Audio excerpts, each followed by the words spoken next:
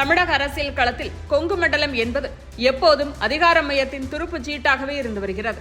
அந்த மண்டலத்தின் மிக முக்கியமான தொகுதிகளில் ஒன்றான காங்கேயத்தில் தற்போது தமிழ் வளர்ச்சி மற்றும் செய்தித்துறை அமைச்சர் மு.பே. சாமிநாதன் மீண்டும் களமிறங்கியிருப்பது இந்த தேர்தலில் ஹைலைட்டான அம்சம். திமுகவின் சைலண்ட் தளபதியாக முதல்வர் ஸ்டாலினின் நம்பிக்கைக்குரிய அமைச்சர்களில் ஒருவராக வலம் வரும் மு.பே. சாமிநாதனுக்கு இந்த முறை காங்கேயம் களம் கட்சி தலைமையால் கொடுக்கப்பட்டிருக்கிறது. வெள்ளக்கோவில் தொகுதியில் தன்னுடைய 32வது வயதிலேயே ஒரு அமைச்சரை வீழ்த்தி தமிழக அரசியலில் கவனம் ஈர்த்தவர் சாமிநாதன். அவருடைய அரசியல் பின்னணி என்பது உழைப்பால் செதுக்கப்பட்டது.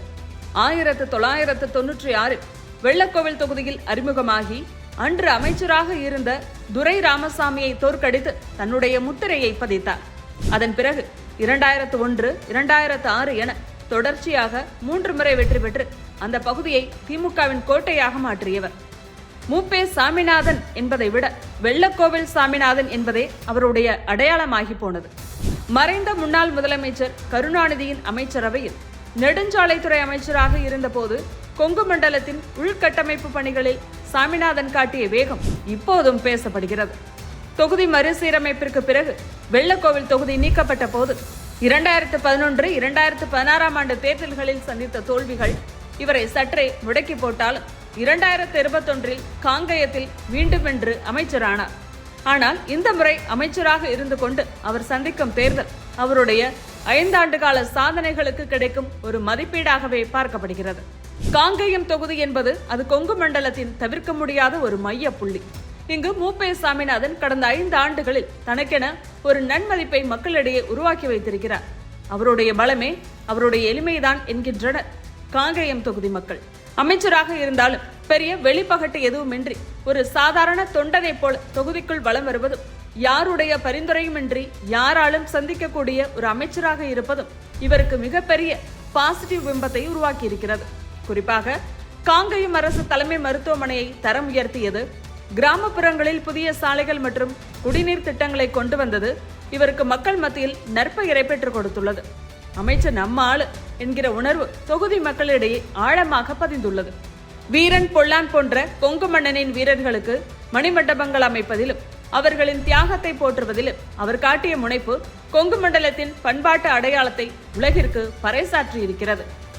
செய்தி மக்கள் தொடர்பு துறையில் அரசின் நலத்திட்டங்கள் சாமானிய மனிதனை சென்றடைவதை உறுதி செய்த அவருடைய நிர்வாகத்திறன் தமிழக அமைச்சரவையில் அவருக்கென ஒரு தனி இடத்தை பெற்றுக் கொடுத்துள்ளது.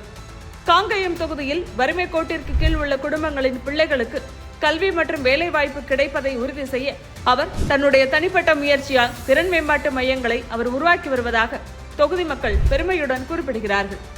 எந்தவித சர்ச்சைகளுக்கும் இடமளிக்காத அவருடைய கண்ணியமான அரசியல் சமூக வலைதளங்களில் வெறுமனே ரீல்ஸ் மட்டுமே போடாமல் களத்தில் செயல்படுவது தொகுதியிலும் கட்சியிலும் அவருடைய செல்வாக்கை உயர்த்தியுள்ளது.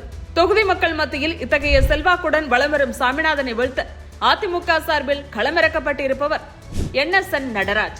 2011 ஆண்டு தேர்தலில் காங்கேயம் தொகுதியில் 96,000 வாக்குகளுடன் வெற்றி பெற்று சட்டமன்ற உறுப்பினரானவர்.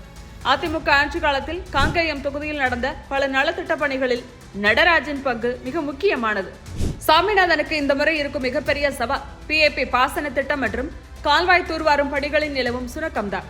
விவசாயம் செழிக்கும் இந்த பகுதியில் தண்ணீர் பங்கீட்டில் நிலவும் குளறுபடிகள் விவசாயிகளிடையே ஒருவித புகைச்சலை ஏற்படுத்தியுள்ளன. குறிப்பாக வால்பாறை பகுதியில் இருந்து காங்கேயம் வரை வரும் தண்ணீரை தடுப்பதில் அமைச்சர் இன்னமுமே தீவிரம் காட்டவில்லை என்ற குற்றச்சாட்டை நடராஜ் தன்னுடைய பிரச்சாரத்தில் ஆயுதமாக மாற்றியிருக்கிறார்.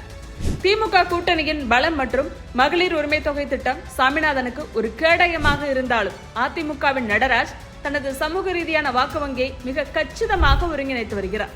கொங்கு மண்டலத்தின் மிக முக்கியமான கவுண்டர் சமூக வாக்குகளை பிரிப்பதில் இருவருக்குமே கடும் போட்டி நிலவுகிறது.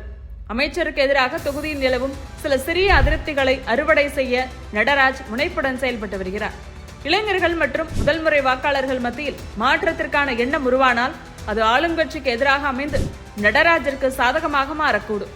ஆனால் சாமிநாதனோ தேர்தல் தேதி அறிவிக்கப்படும் முன்னரே தொகுதியில் உள்ள ஒவ்வொரு வீட்டிற்கும் நேரடியாக சென்று ஒரு வாக்கு கூட சிதறாமல் திமுகவை நோக்கி வர அயராது களப்பணியாற்றி வருகிறார். தேர்தல் களம் தற்போது சூடுபிடித்து விட்டது. கொங்கு மண்டலம் என்பதே சந்தேகமே இன்றி அதிமுகவின் கோட்டையாக பல ஆண்டுகளாக இருந்து வருகிறது. அதை எப்படியாவது தனதாக்கிவிட முன்ன எப்போதும் இல்லாத அளவிற்கு வீரியத்துடன் செயல்பட்டு வருகிறது திமுக.